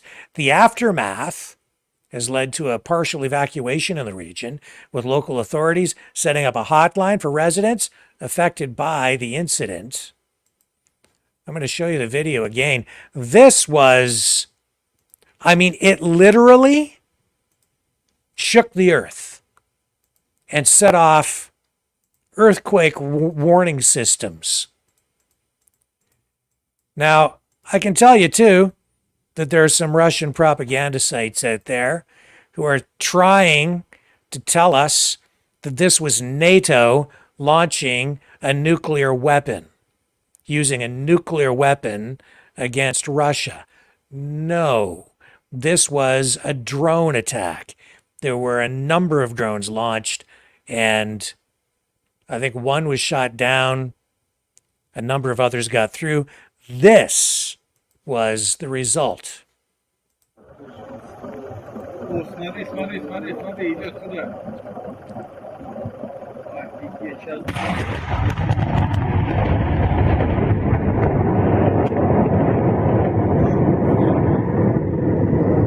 Unbelievable.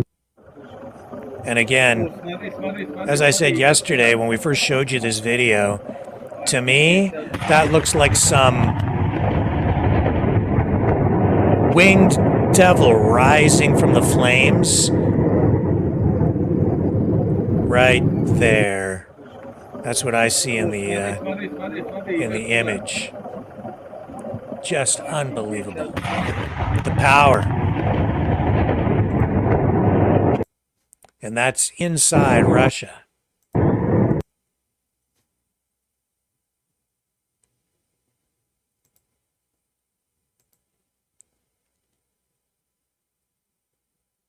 So on another front, there has been a notable prisoner swap as well between Ukraine and Russia, facilitated by the United Arab Emirates, where 206 individuals were exchanged.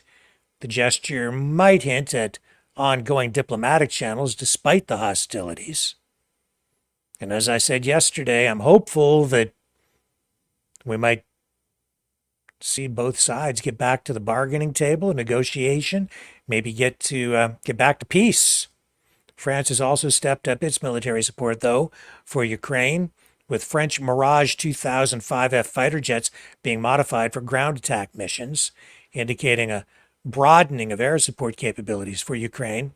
Meanwhile, in a related development, a reconnaissance company from Russia's 154th Regiment was reportedly hit by a HIMARS rocket, underscoring the ongoing intensity of the ground conflict, where even small units face significant threats. And looking at the broader geopolitical landscape, there's been a noticeable increase in rhetoric and actions suggesting a high state of alertness and readiness for further escalations. Discussions around long-range missile capabilities and statements from political leaders like Trump indicating he could end the conflict swiftly if elected reflect the political undercurrents influencing this war's narrative. So over the past 24 hours, we've seen really significant developments marked by strategic strikes from Ukraine, indicating a shift towards targeting Russian infrastructure directly, possibly aiming to weaken Russia's war machine from within its borders. And it certainly appears to have done just that in an extremely effective way. Not exactly the kind of news you're getting from certain pundits out there who keep telling us this thing was supposed to be over a long time ago. Doesn't look like it's going that way at all. Not to me. Looks like we're in for a lot more of this. This war's far from over, folks. Far from over. And Vladimir Putin, under a new kind of pressure, because of Ukraine now striking right into the into Russian territory. And we're seeing that Russian troops are actually, to some degree, stretched. He can't just reposition troops, and he's had to make some tough choices from what I've been reading and watching and observing. He's had to make some tough choices, and where he distributes the forces that he has. We can get into more details on that another night. Bottom line is, that was a major blast. I mean, it literally shook the earth. And as I say, I don't remember what it registered on the Richter scale, but those munitions exploding, they set off earthquake warning systems. For just wow. So that's what those drones did, and now you're seeing,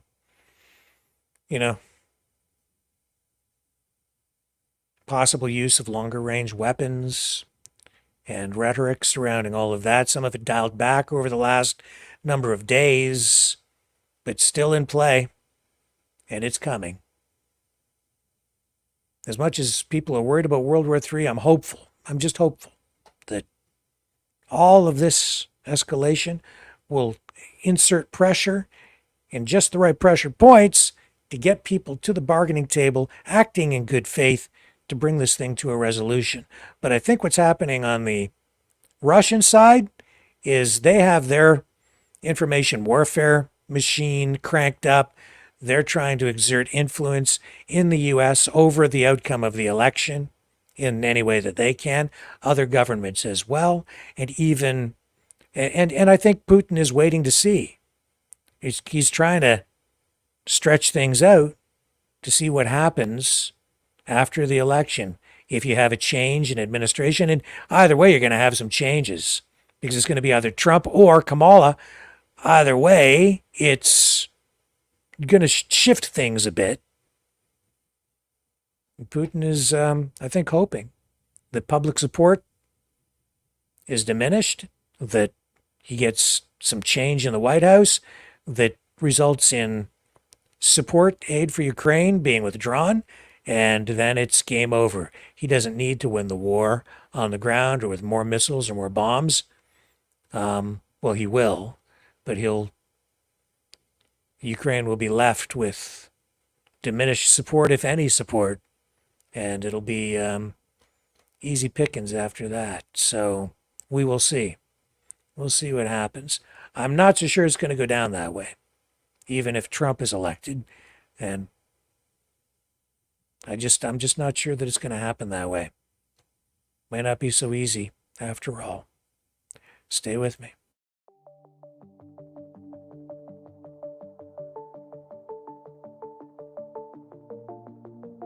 Greetings, brave Mavericks. Our quest for truth continues. We go beyond fake news. Together we expose propaganda. Together we pull others out of rabbit holes. We are maverick thinkers. We are all unique individuals. Defenders of individual rights and freedoms. Credible. Trusted. Grounded in reality. Maverick News. Maverick News. Defending free speech. Free speech. Donate at freedomreporters.com. Do it now. Tomorrow may be too late. Maverick News. The world is watching.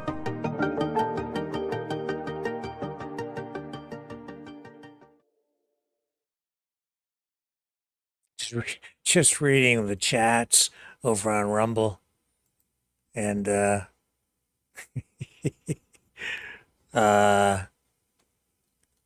Johnny says, they send you to Siberia Gulag, or he says goulash. I think he means gulag.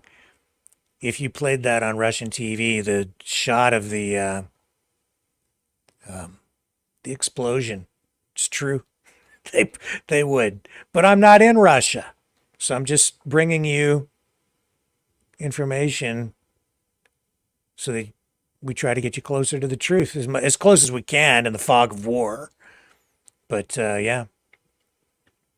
And yeah, Rosemary Mack, if they hadn't ripped up the Minsk Accord, this wouldn't be happening. Yeah, well, Rosemary, that's the Russian narrative. That's the Russian narrative. I could get into the Minsk Accords. It's not that simple. It's just not that simple.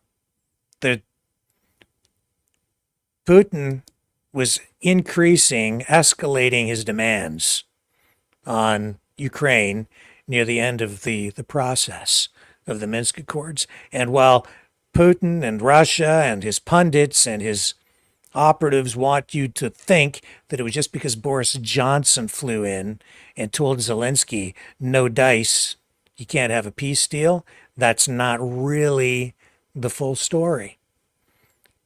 Boris Johnson was not the only one speaking to Zelensky. There were many others, and Putin kept changing the terms of the agreement near the end of the process. And in the end, the terms of the Minsk II Accord was unpalatable and not something that the Ukraine was willing to accept.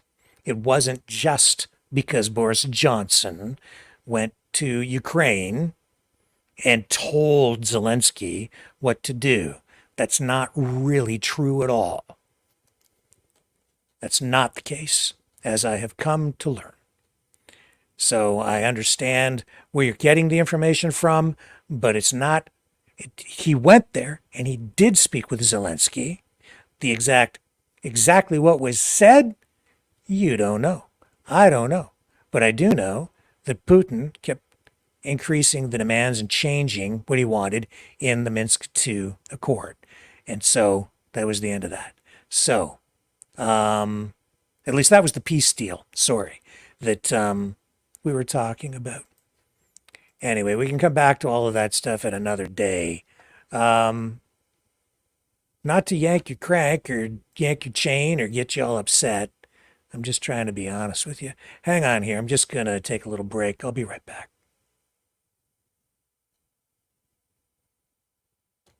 Oh, hang on just a moment. I'm going to share a personal story with you on the other side of this.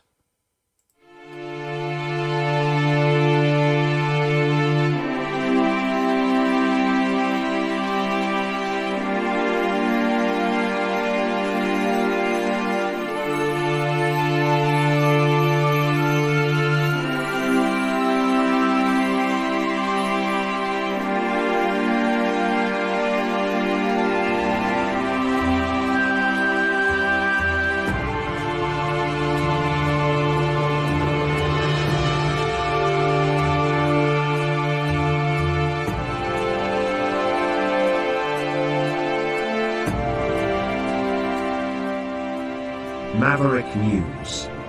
The world is watching.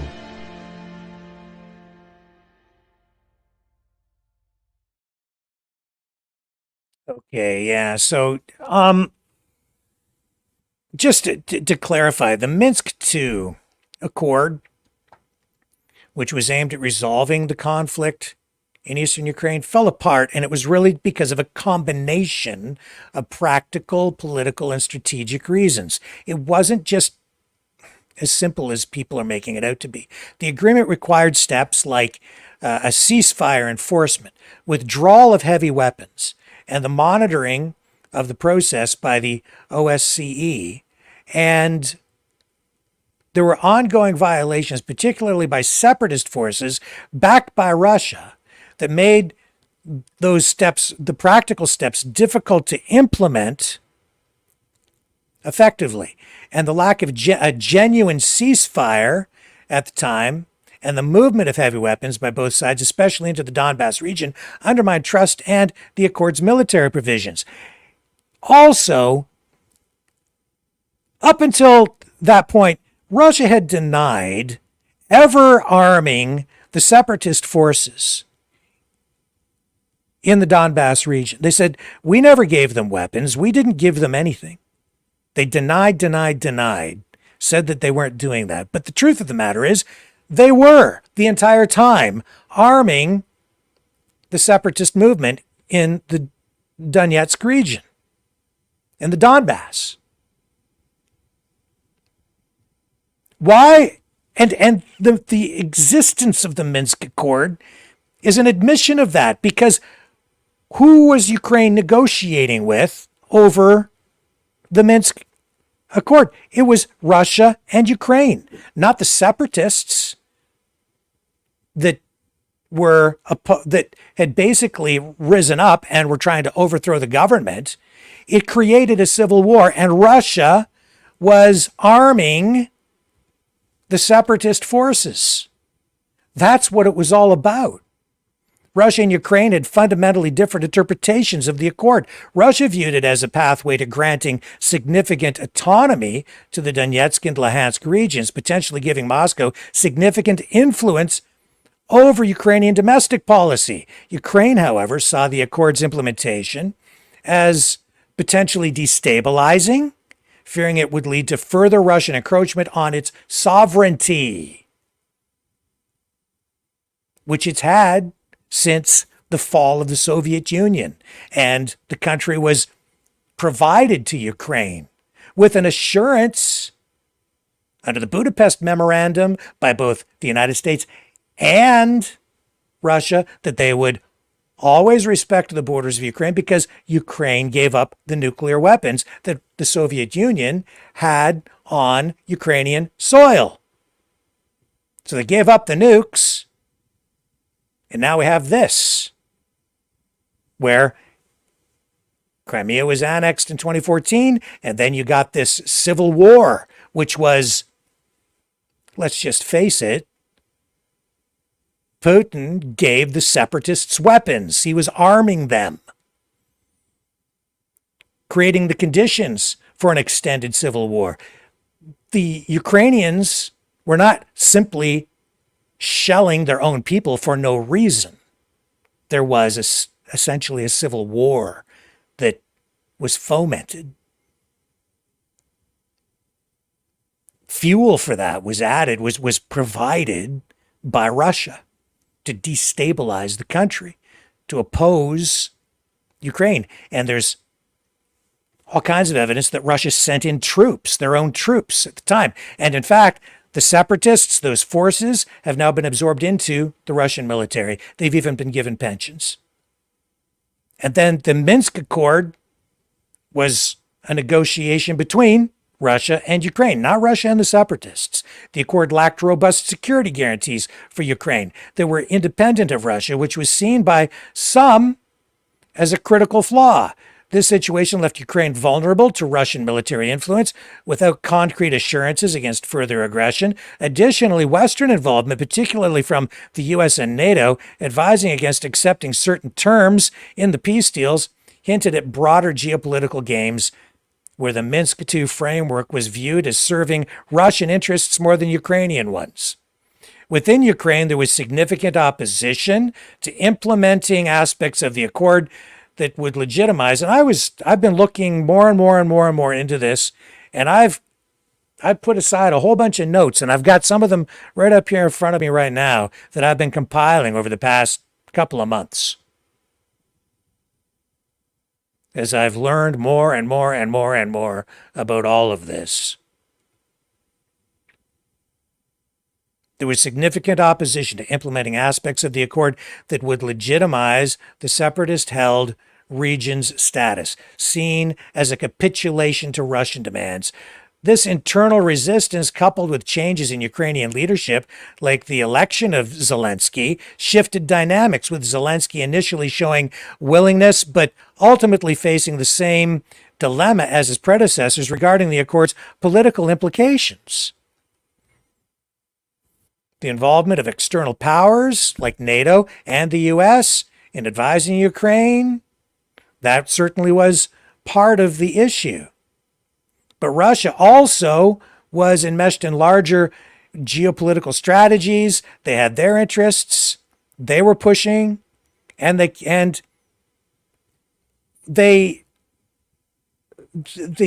accord called for Russia to withdraw troops, but they never did that. There was no withdrawal of troops, and the conflict continued. The fighting continued. The Minsk Accords were just a failure. From Russia's perspective, the Minsk agreements might have been seen as a means to lock in gains in Ukraine while buying time for further strategic moves, rather than a sincere effort towards peace. And this strategic outlook, combined with actions like the simplified passport regime for residents of Donetsk and Luhansk, suggested a long-term plan to integrate these regions, which directly violated the spirit of the accord. It's just not that simple. But what's happened is the propaganda war has been very slanted, tilted in favor of Russia. They've had a very effective marketing campaign, war marketing campaign, which is designed to undermine support for Ukraine here in North America, especially in the United States. It's been very effective. Now, you can take a position on it either way and make any decision, come to any conclusion you want. You're free to do that. I'm just saying that the reality is much more complex than people are being told, or what they're absorbing through all of this online information. Because what is happening is they're being bombarded with information, but the saturation is coming from one side. Plus, people tend to absorb the information from inside a bubble. The anti-Ukrainian rhetoric, information warfare, has been so effective that it's even spilling over and bleeding over into political parties and even political candidates, who I find they're actually regurgitating talking points that are not even close to accurate. But, if you want real truth, that's what I'm here to do. If you want, and when I say truth, I mean, I'm trying to give you balanced information so that you can make truly informed decisions, not just feed you more junk food or crap that is slanted one way or the other just to make you feel good and reinforce your bias or what you think you know, because you've been watching people who are not really journalists, but really political operatives, political activists, or people just generating clicks, or people who just have shows that don't really practice journalism. It's just not that simple. The Minsk Accords fell apart. Neither side could agree.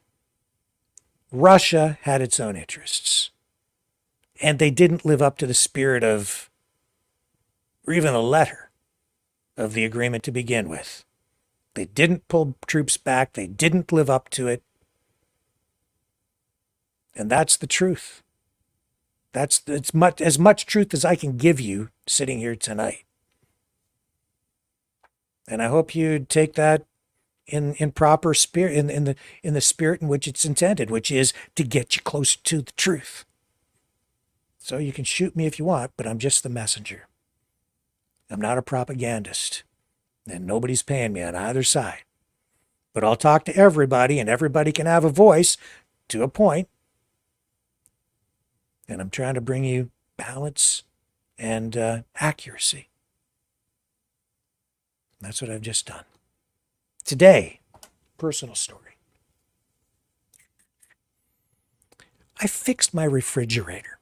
Now, I'm not just going to tell you a story about my refrigerator. This is going someplace. It's about freedom, and it's about our country, the state of our country, and a throwaway society. Today, I fixed my refrigerator. It broke down Saturday. And of course, that in itself highlights how dependent we are on technology and energy, refrigeration. Imagine, I haven't really experienced lack of refrigeration in this way since the big blackout all up and down the eastern seaboard that affected this area as well, that went on for, what was it, a week or whatever it was? It was a long time. No power. That was quite an experience. But it highlights the importance for planning ahead, prepping, if you will, if there is, a problem with the power grid or some sort of a war and we lose power and you don't have refrigeration, better have something planned, or otherwise you're going to starve to death. But you sure do miss your refrigerator. That being said, I said to my wife, well, she wanted to go look at refrigerators. Was it Friday or Saturday? Anyway, we couldn't get anybody to come that day. She starts calling around. Yeah, it was Saturday. And of course, nobody's working on Saturday. Can't get anyone to come to take a look at it. So we go and look at refrigerators. She did get a hold of a couple of people, but they couldn't come. And in some cases, we were looking at, it was going to be like 2 weeks before we could get a repair tech to come and just look at the refrigerator. Now, 5 or 6 years ago, we had that refrigerator repaired, and it was the right decision. Somebody came quickly. But for whatever reason, nobody's really into repairing refrigerators anymore. You can get people to come, but I was looking at minimum 1 week. I made an appointment with a guy who was supposed to come yesterday to look at it, and he called back and said he couldn't come. And then I spoke to another guy who says, I've been off for the last 2 months. I haven't been working. And I'm just kind of easing back into it. And he says, what's wrong with it? So I told him what was wrong, in my view, as much as I could tell him about it. And he said, nobody fixes them anymore. I don't even really like to go around and fix them. And I'm thinking, like, does nobody want to work? Nobody wants to repair a refrigerator? Like, come on out. I'll give you whatever it costs to fix it. I'd rather fix it than go and buy a new refrigerator, especially after looking at the prices of new ones. Can hardly afford that. So he says, no, it's like he didn't want to work. The one guy cancels the appointment, doesn't come yesterday. The other guy phoned, he says, I don't want to do it. It's not, nobody fixes them anymore. You just go buy a new one. So I went to another repair place where I've been before, and she says, okay, well, they can come in a week. All right. So that was yesterday, and I got fed up. I said, I'm going to fix it myself. So I tore the thing apart today. Right? I tested the stuff. I tried to figure it all out, and I figured out what I thought was the problem. I went over to the appliance part supply place, and I got the part. And the reason I was able to get the part is because years ago, when we bought that refrigerator, we bought a Kenmore, made in the USA. And the reason we bought it was because I knew that it didn't matter what happened, I'd always be able to get parts for it. Or at least I thought so. And even today, you can still get parts for that refrigerator. And it was built like a tank. Still, made to last. We've had that refrigerator for 27 years. And up until 5 years ago, there was a little problem with it. Guy came and fixed it. Cost like $100 or something to fix it. $150, and it was done. Well, and then now this week, something broke on it again. And I figured out that what it was it's like the capacitor and starter relay. So I got those parts, brought them back, $45. Installed it all myself, put the refrigerator back together, and it runs like a top. Now, you tell me, why can't I get somebody to come and repair that thing? Somebody could have come, A repair tech could have done what it took me hours to do. They probably could have done it in like 15 minutes, pocketed the fee, and been on their way. And my refrigerator would run for I don't know how long, maybe a month, maybe another 5 years, maybe another 10 years. Those old refrigerators, you replace some of those smaller parts and they're high quality and they last a long time. We went to look at refrigerators and I swear, I don't know what it is about them, but you can just tell. A lot of them are made in China. They're just not the same quality. And the reason people don't fix them is because once they're out of warranty, people just chuck them. They just throw them away. The repair techs don't want to touch them. I guess they figure they don't make enough money out of them. I don't think they last nearly as long. Good luck getting 27 or 30 years out of one of the newer refrigerators. We're living in a throwaway society. You know? But times have changed. Things, even 10, 20 years ago, made more sense. You buy something, it's higher quality, you can get parts, it lasts, you can keep it running if you choose to. That's what our society was more about.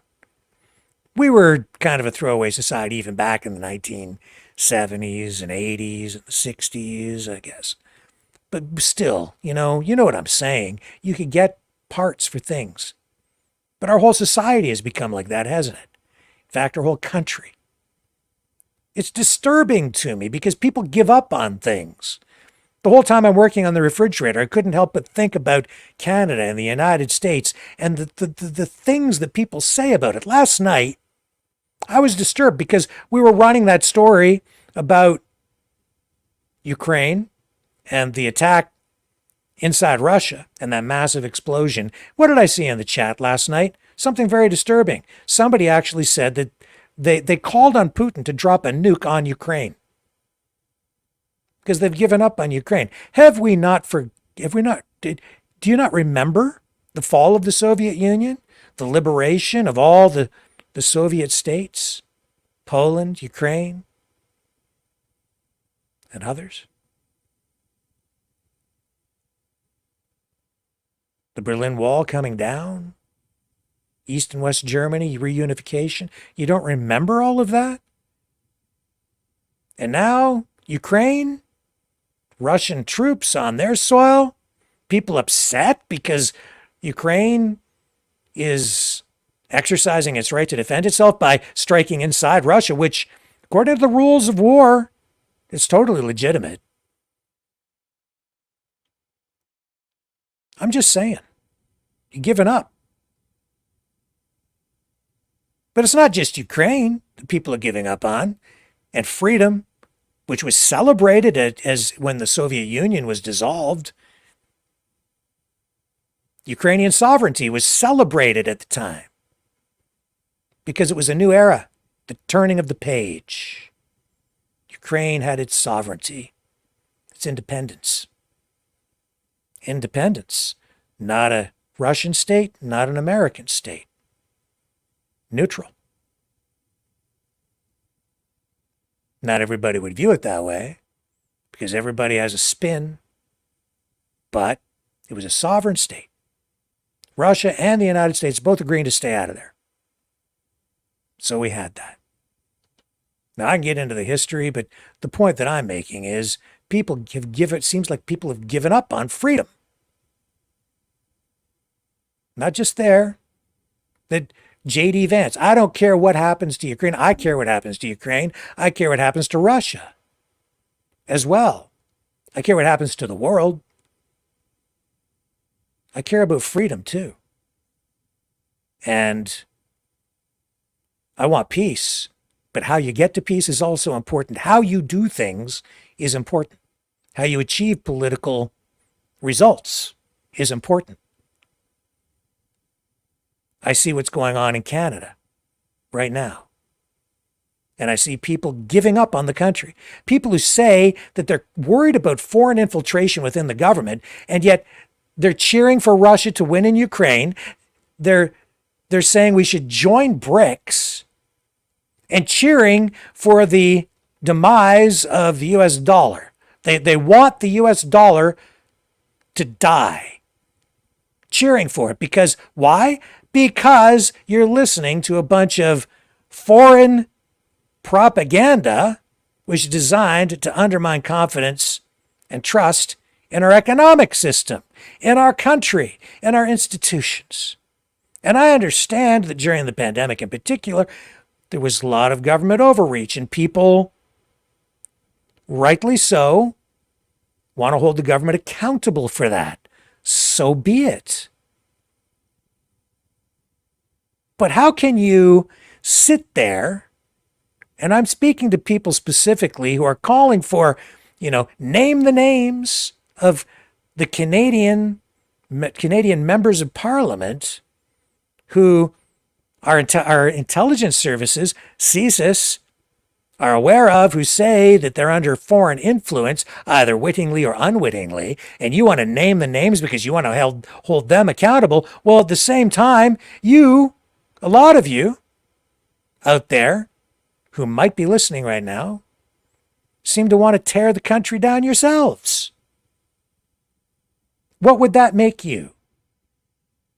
You want to destroy Canada? You want to destroy the United States? You want to tear down the system? What does that mean? Tear down the system? Tear it all down?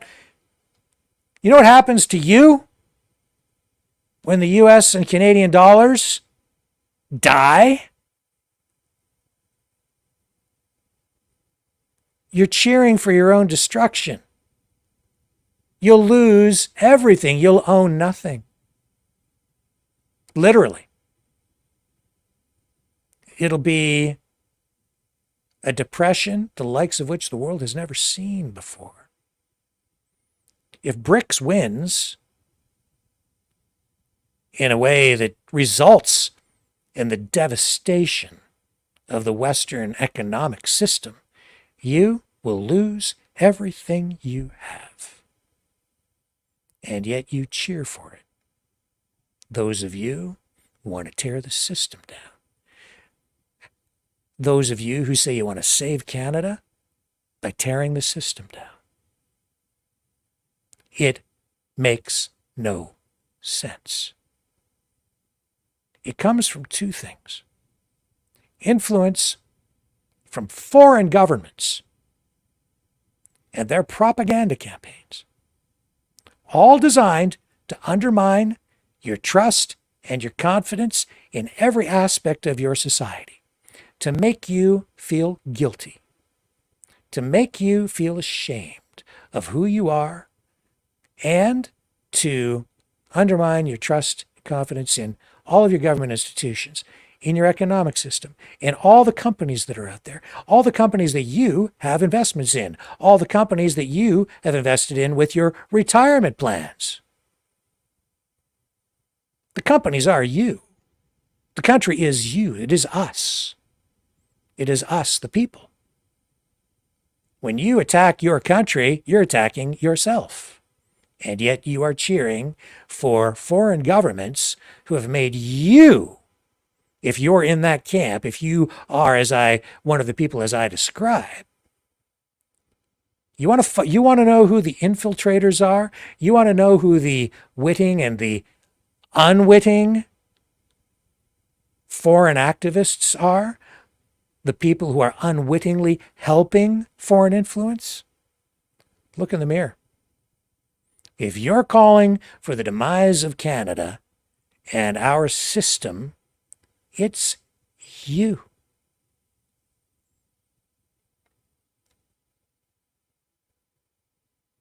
And I'm seeing, that's why we talked about Churchill last night, because there goes another one of our heroes that they're taking away from us. And people are cheering for that. They're agreeing with it. And these are the same people who just a short time ago were upset about statues being torn down. And now suddenly they're cheering for it. Because why? Because the people who are now attacking Winston Churchill just happen to be on the conservative side. Why is that happening? Because of what I've been talking about for a long time, convergence. The extreme left and the extreme right coming together. You better be careful, folks. We all need to be careful. You need to be very wary of all this. The self-destruct button is being pushed, and we're the ones pushing it, unless we open the other eye and become fully awake. If you think you're awake because you want to destroy your country, you're not awake. You're brainwashed. It's disturbing to me because the country is in peril. It needs to be saved, but you don't save your country by destroying it. You save it by fixing it. You save it by standing up to people who want to tear it down. And there are people in government who are doing it, but not all of them. We can turn it around. We have to pull ourselves out of that damn rabbit hole, get back to reality, start dealing with things in realistic and pragmatic ways. Stop being part of the problem. Start asking yourself, not what your country can do for you, but what you can do for your country. That doesn't mean destroy it.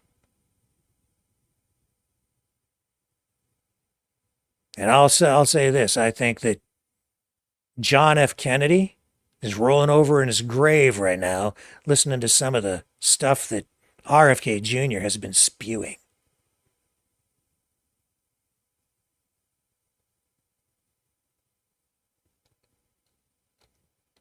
I'm certain of that. Stand up, be proud. Proud Americans, proud Canadians. Got to restore our country. Fix the problems. Don't destroy it. Don't buy in to the throwaway mentality. I look at Canada and the United States as great classic cars or a refrigerator. I prefer to think of it more like a classic car, but just like a refrigerator, an old one, an old tank of a fridge with a good compressor, just needs a $45 part. Don't need to replace the whole damn thing. There are ways to do it. That's also why I created all these songs using a variety of, a range of, well, a little guitar playing by myself and writing all the lyrics, audio tools, a little bit of artificial intelligence to polish it all up and make it sound super professional. And that's what I've created with this new album, Free Dog. And I've been letting you guys know about that over the last couple of nights. We have the title track, Free Dog, and we have Free Dog Reprise, so 2 versions of Free Dog, but also another track in this 10-song album, Free Dog. One of the other main tracks is called Bringing Back America. So I want to share that with you tonight as well, because the entire album is really about overcoming the throwaway mentality. It's about restoring pride and providing inspiration for everyone. Again, to restore our countries, Canada, the United States, the West. We can do it in a positive, constructive, reconstructive way. I want to share tonight Bringing Back America as we close off tonight's broadcast. I love you guys. I feel like I'm almost alone sometimes, but I know that I've got some of you with me out there.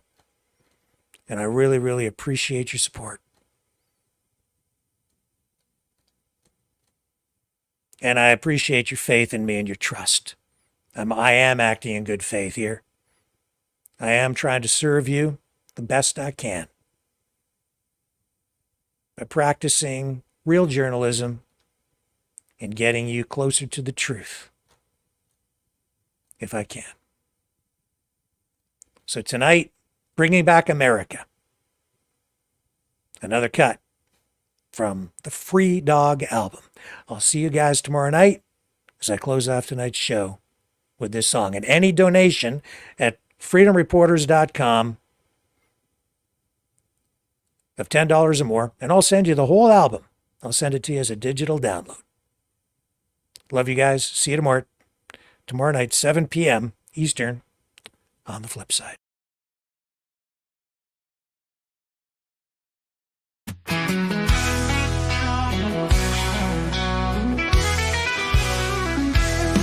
Down in the heart of Dixie, where the rivers meet the land, there's a whisper on the wind, a call to take a stand. We're rolling out of town with our boots up on the floor, searching for the freedom that we've been longing for. We're riding on the open road with the stars as a guide, restoring pride in America with every mile we ride.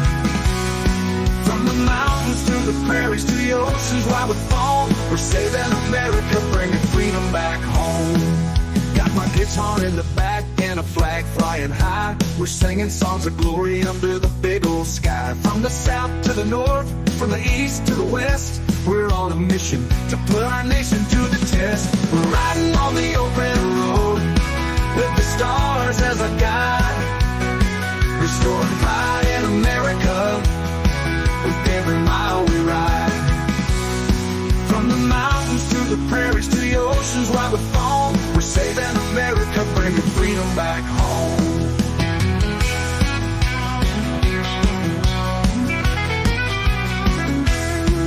There's a fire in our hearts, a flame that won't die. We're the sons and daughters of the red, white, and sky. With every mile we travel, with our boots up on the floor, we're healing the land and making freedom ring. We've seen the cities, we've felt the country's pain, but we're not giving up, we've got so much to gain. With our hands on the wheel and our eyes on the prize, we're gonna lift this nation back to the skies. We're riding on the open road with the stars as a guide, restoring pride in America with every mile we ride. From the mountains to the prairies to the oceans, wide with foam, we're saving America, bringing freedom back home. So here's to the journey, here's to the fight, for the land of the free and the home of the light. With our boots on the ground and our hearts in the sky, we'll keep on rolling till freedom never dies.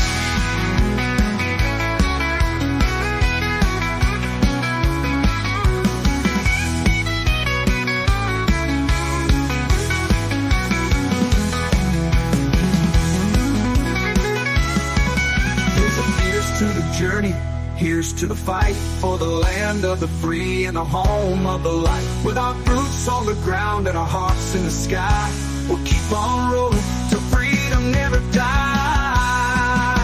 We're riding on the open road with the stars as a guide, restoring pride in America with every mile we ride. From the mountains to the prairies to the oceans, wide with foam, we're saving America, bringing freedom back home. We're healing never dies, we're healing never dies.